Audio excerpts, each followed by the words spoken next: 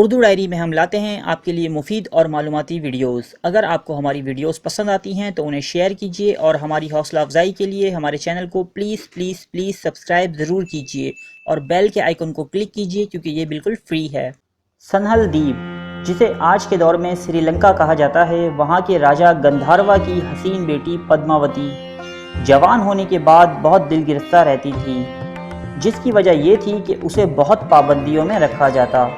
इसका कोई दोस्त नहीं था सिवाय एक तोते के। ये इस तोते को बहुत अजीज़ रखती थी, जो इसको दुनिया जहां की कहानियां सुनाता था।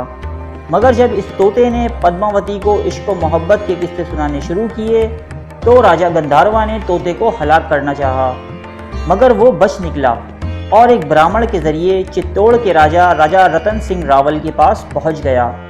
राजा ने तोते से पद्मावती के हुस्न जमाल का हाल सुना तो वो इस पर आशिक हो गया और राजपाट छोड़कर शहजादी के हसूल के लिए सनहल द्वीप यानी श्रीलंका पहुंच गया। पद्मावती के बाप ने पद्मावती की शादी के लिए स्वयंवर का एहतमाम किया था। ये हिंदुओं की एक कदीम रस्म हुआ करती थी, जिसमें नगर नगर से आए राजाओं और शहजादों का मुकाबला हुआ करता था। जो इस मुकाबले को जीतता वो शहजादी को पाने का हकदार माना जाता। राजा रतन रावल एक बहादुर राजा था, इसलिए उसने तमाम राजाओं को इस मुकाबले में शिकस्त दी और पद्मावती को चित्तौड़ ले आया और दोनों हंसी खुशी रहने लगे। मगर ये कहानी इतनी सीधी सादी नहीं है दोस्तों। राजा रतन सिंह रावल के दरबार में एक मौसीकार यानी म्यूजिशियन हुआ करता था, जिसका नाम था राघव चेतन। वो मौसीकी का माहिर होने के साथ साथ काले जादू का भी माहिर था। एक दिन राजा के सामने उसका ये राज खुल जाता है। राजा बड़ी जिल्लत के साथ उससे ओहदा और मराआत छीन लेता है और उसे तड़ी पार कर देता है। राघव चेतन सिर्फ काला जादू ही नहीं करता था, बल्कि वो एक सियाह दिल का मालिक भी था। राघव चेतन दिल्ली की राह लेता है, जहां उस वक्त अलाउद्दीन खिलजी की हुकूमत थी। ये खिलजी खानदान का सबसे ताकतवर बादशाह तस्वुर किया जाता है। ये उन दिनों की बात है जब मंगोल सारी दुनिया पर हमले कर रहे थे। इन हमलों से बचने के लिए अलाउद्दीन खिलजी ने एक ताकतवर तरीन फौज बनाई थी। राघव चेतन अलाउद्दीन खिलजी से मुलाकात करता है और उसे पद्मावती के हुस्न के किस्से सुनाकर चित्तौड़ पे हमले की वजह फराहम करता है। सुल्तान अलाउद्दीन खिलजी राघव चेतन की ज़बानी पद्मावती के हुस्न जमाल का हाल सुनकर इसे पाने के लिए बेताब हो जाता है और चित्तौड़ किले का मुहासरा कर लेता है, मगर 8 साल तक भी किला फतह नहीं हो पाता। फिर सुल्तान राजपूतों को एक पेशकश करता है कि उसने रानी पद्मावती के हुस्न के बारे में बहुत सुना है। अगर उसे रानी पद्मावती का दीदार नसीब हो जाए तो वो यहाँ से वापस दिल्ली चला जाएगा।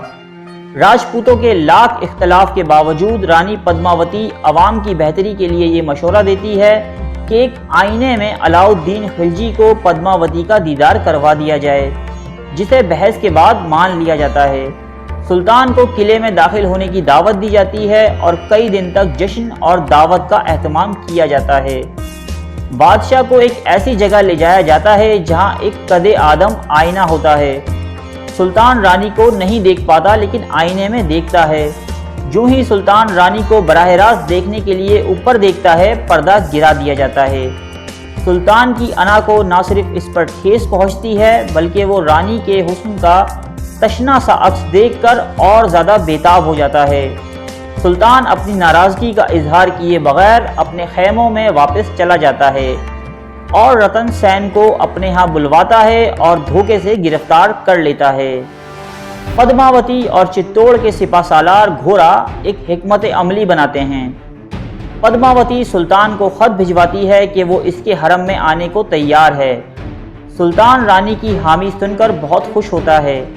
रानी बज़ाहिर काबिल कबूल शराइत पेश करती है कि राजपूतों की रिवायत है कि इनकी बेगमात की पालकियाँ राजपूत कहार ही उठाते हैं। वो भारी भरकम पालकियों में अपने बेहतरीन सिपाही सवार करती है और कहारों की जगह बेहतरीन सिपाही इन पालकियों को उठाकर ले जाते हैं। जो ही वो उस जगह पहुंचते हैं जहां रतन सिंह रावल को कैद किया गया था, हल्ला बोल देते हैं और रतन सिंह को छुड़वाकर चित्तौड़ वापस ले आते हैं। इस वाक़ये के बाद अलाउद्दीन खिलजी चित्तौड़ किले पर अपनी पूरी ताकत के साथ फैसला कुन हमला करता है। तमाम राजपूत मर्द ज़ाफ़रानी रंग की पगड़ियाँ पहनकर मैदान में आते हैं। अलामती तौर पर इस खास वर्दी का मतलब होता है कि वो अपने ज़िंदगी की आखिरी जंग लड़ने मैदान में आए हैं। सभी राजपूत बेजिगरी से लड़कर अपनी जान दे देते हैं। रानी अपने किले की सभी औरतों के साथ मिलकर एक बहुत बड़ी चिता जलाती है। सभी औरतें 16 श्रृंगार करके एक बुलंद मकाम पर इकट्ठी होकर इस चिता में कूद जाती हैं। राजपूत इस रस्म को जौहर कहते हैं।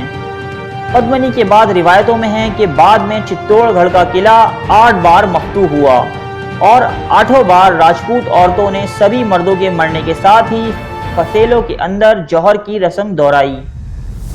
किला फतह होने के बाद जब सुल्तान अंदर दाखिल होता है तो सिवाय औरतों के जले हुए जिस्मों की सड़ान के कुछ उसके पास नहीं था।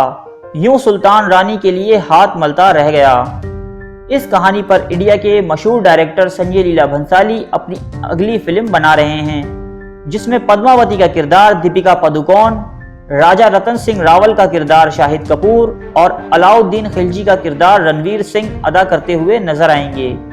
अब देखना यह है कि वो किस तरह अपनी फिल्म में बहादुरी और वफादारी की इस दास्तान को पेश करेंगे।